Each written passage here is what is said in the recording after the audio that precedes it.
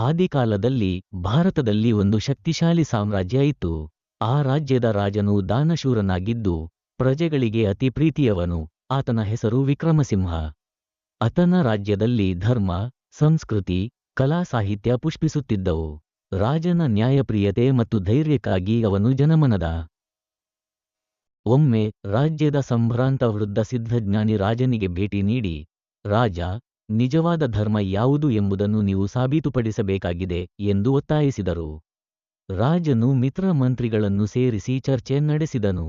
ಕೆಲವರು ರಾಜಧಾನಿಯಲ್ಲಿ ಧರ್ಮ ಸಮ್ಮೇಳನ ನಡೆಸಲು ಸಲಹೆ ನೀಡಿದರು. ಕೆಲವರು ಮಹಾಯಜ್ಞ ಮಾಡಲು ಮುಂದಾದರು. ಆದರೆ ರಾಜನಿಗೆ ಹೊಸ ಯೋಚನೆ ಬಂತು. ಅವನು ರಾಜಪಥದಲ್ಲಿ ರಾಜಭವನದ ಬಾಗಿಲಿಗೆ ಭಿಕ್ಷುಕರಿಗಾಗಿ ಉಚಿತ ಅನ್ನಕ್ಷೇತ್ರವನ್ನು ಸ್ಥಾಪಿಸಿದ. ಬಡವರಿಗಾಗಿ ಆಸ್ಪತ್ರೆ ಮತ್ತು ವಿದ್ಯಾಲಯಗಳನ್ನು ಆರಂಭಿಸಿದ.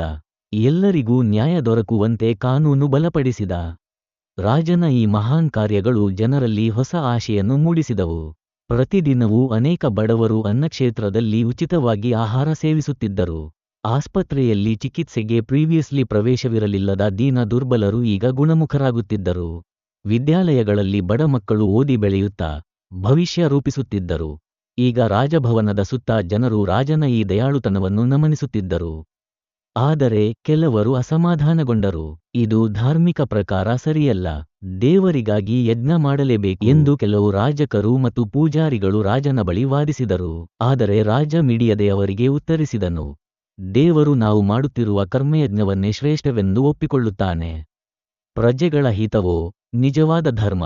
ಈ ಮಾತು ಜನರ ಮನಸ್ಸಿಗೆ ತಟ್ಟಿತು. ಯಜ್ಞದಲ್ಲಿ ಹರಿದು ಹೋಗುತ್ತಿದ್ದ ಬಹುಮೂಲ್ಯ ದ್ರವ್ಯಗಳನ್ನು ರಾಜ ಅನ್ನಕ್ಷೇತ್ರ, ಆಸ್ಪತ್ರೆ ಮತ್ತು ವಿದ್ಯಾಲಯಗಳ ಅಭಿವೃದ್ಧಿಗೆ ಬಳಸಲು ಆದೇಶಿಸಿದನು.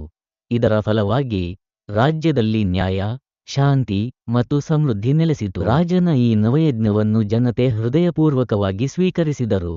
ಅವರು ಗಟ್ಟಿಯಾಗಿ ಘೋಷಿಸಿದರು, ನಮ್ಮ ರಾಜನೇ ನಿಜವಾದ ಧರ್ಮಪಾಲಕ.